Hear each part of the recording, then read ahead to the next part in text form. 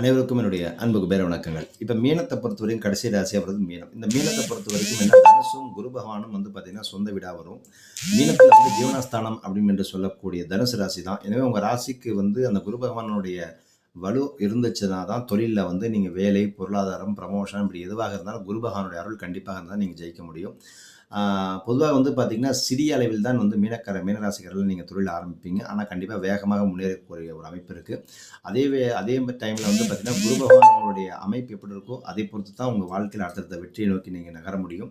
அப்போ லோக குருவான தட்சிணாமூர்த்தியை வழிபாடு செய்வதும், அங்க நவக்கிரகத்துல இருக்கக்கூடிய குருவை வழிபடுவதெல்லாம் உங்களுக்கு நல்ல மாற்றத்தை கொடுக்கும். அப்ப நீங்க என்ன பண்ணணும், நெறைய மஞ்சள் துணிகளை உடுத்துவது, மஞ்சள் கர்ச்சீஃப் வச்சுக்குவது, எந்த வேலைய ஆரம்பிச்சாலும் குரு பகவான ஆரம்பிச்சு வழிபடுறது, ஒரு வேலையா இருக்கட்டும், தொழிலா இருக்கட்டும், எதுவா இருந்தாலும் குரு ஹோரையில ஆரம்பிக்கிறதெல்லாம் உங்களுக்கு நல்ல மாற்றத்தை கொடுக்கும்.